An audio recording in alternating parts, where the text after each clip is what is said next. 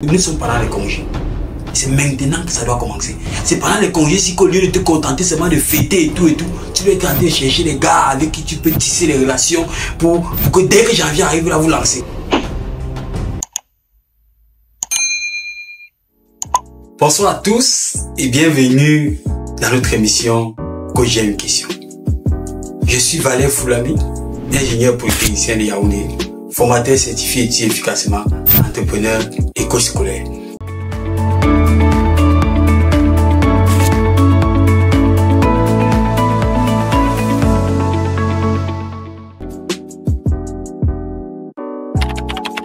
Ce soir, nous allons parler de quelque chose, d'une question très pertinente et très importante qui taraude l'esprit de beaucoup d'étudiants, de beaucoup d'élèves. Il s'agit entre autres de comment gérer les matières dites de deuxième groupe ou de dernier groupe. Par exemple, pour le cas des élèves de terminale C, de terminale scientifique, comment gérer les matières littéraires, le français, l'anglais, l'histoire géo, philosophie. Ou pour les gars, par exemple, des terminales littéraires, comment gérer les matières comme mathématiques et bien d'autres. La première chose que je voulais vous dire ce soir, les amis, c'est que c'est une question importante, c'est une question nécessaire, c'est une question fondamentale. Bien gérer ces matières peuvent vous aider à braver vos examens dans les meilleures conditions. Et je vais vous dire qu'il est d'ailleurs très difficile, que ce soit pour un gars qui a fait bac C, d'avoir une certaine mention au bac s'il néglige ces matières. Et aujourd'hui, vous allez voir que les coefficients cumulés des matières littéraires, par exemple pour les classes scientifiques, ou pour les matières scientifiques, pour les classes littéraires, est élevé. Ce n'est plus un COF 2, ce sont les coefficients qui peuvent être déterminants quand un examen devient compliqué. Parce que généralement, quand l'examen est compliqué, c'est les matières qu'on néglige parfois qui nous font réussir, ou bien qui nous font atteindre certains niveaux pour ceux qui veulent avoir les grands moyens. Donc, en ce qui concerne d'abord les matières littéraires, le premier secret que je voulais vous donner, c'est que ce sont les matières qui s'apprennent en classe pendant le cours. À au moins 60%. Ça veut dire que 60% de ce que vous pouvez apprendre, au minimum 60% de ce que vous pouvez apprendre en philosophie, en langue française, en littérature, en anglais, en histoire géo, en ECM, je ne sais pas comment on appelle ça aujourd'hui, se fait pendant le cours. Ça veut dire que le premier secret, si vous ne voulez pas avoir des problèmes, si vous avez une terminale scientifique, ou bien une première scientifique, ou bien une filière, parce que même à Polytech, il y a des cours de langue française, de langue anglaise. Et si vous ne voulez pas les problèmes, la première chose que vous devez savoir, c'est que vous ne devez jamais manquer ce genre de cours. Oui. Quand j'étais en terminale, je pouvais à la limite manquer un cours de mathématiques. Mais quand tu manques un cours de philosophie, je ne sais plus comment tu vas faire pour comprendre. Quand tu manques un cours d'anglais, je ne sais plus comment tu vas faire pour comprendre. Ça, c'est la première chose. Ne jamais manquer un cours d'une matière qui est comme une matière de second groupe. Que ce soit pour les littéraires, que ce soit pour les scientifiques, ne jamais manquer un cours. Parce que la plupart des choses, on les apprend pendant le cours. La deuxième chose que vous devez savoir, c'est qu'il ne suffit pas d'être en classe. Parce que c'est difficile. Moi, je ne sais pas comment les autres scientifiques font, mais pour moi, c'était difficile de m'asseoir pour bûcher l'anglais à la maison. C'était difficile de m'asseoir pour bûcher l'histoire géo à la maison.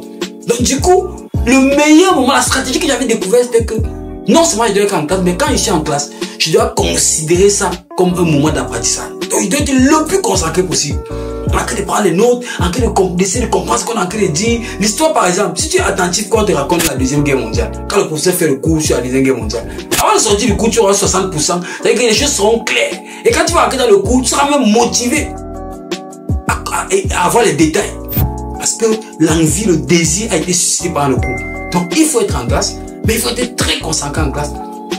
Et considérer la classe comme étant, considérer le cours autant pour moi, comme étant une science d'apprentissage. Ça, c'est le deuxième secret.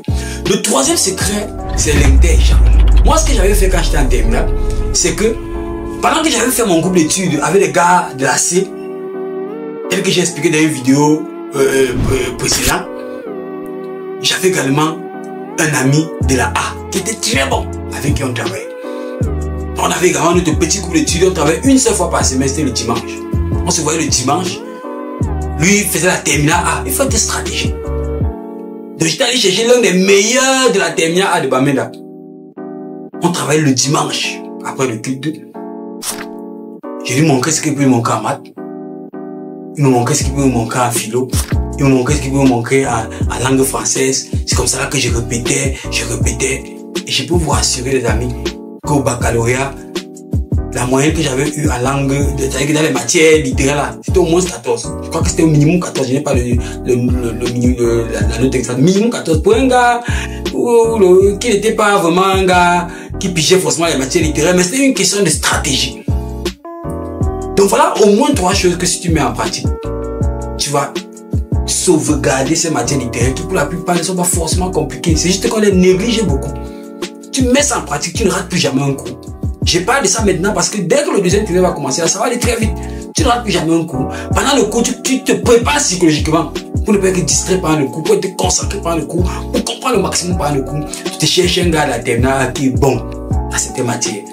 Comme des matières qui te posent le plus de problèmes littéraires. Vous faites les charges.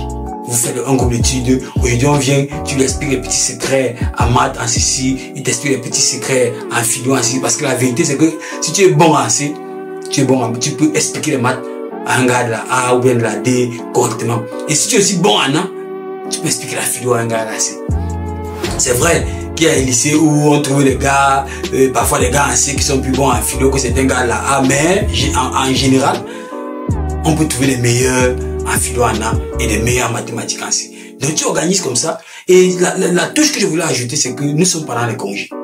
C'est maintenant que ça doit commencer. C'est pendant les congés, si qu'au lieu de te contenter seulement de fêter et tout, tu dois être en train de chercher les gars avec qui tu peux tisser les relations pour que dès que janvier arrive, là, vous lancer. Vous pouvez même commencer à tester maintenant. Vous voyez de temps en temps. Et je vous assure, les amis, ça marche. Je me rappelle, au bac 2011, je vous dis la plupart des choses qu'on avait fait. On avait eu à toucher quelque chose de pareil. Que ce soit la matière littéraire, la langue française, le texte, mais on avait à exploiter le texte qui est revenu en langue française.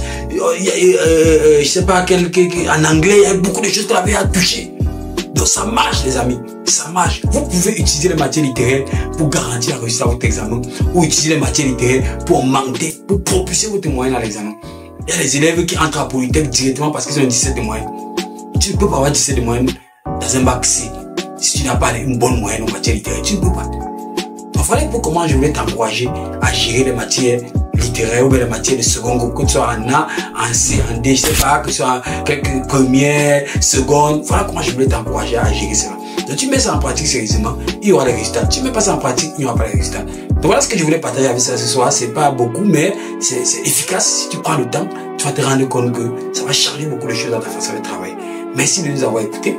Si tu es nouveau sur notre chaîne et si tu as aimé, abonne-toi immédiatement. Clique sur la prochaine notification pour ne rien rater des prochains contenus que nous allons mettre à votre disposition. Partage massivement la vidéo. Et n'oublie pas, si tu as aussi des questions comme tes camarades qui nous ont posé cette question, il y a un lien en commentaire. Remplis simplement le lien, pose ta question. Tu peux choisir si tu veux que ta question soit répondue de façon anonyme ou bien que ce ne soit pas anonyme. Et nous allons prendre le temps de te répondre. Merci encore et rendez-vous vendredi prochain pour la prochaine émission Coach. J'ai une question.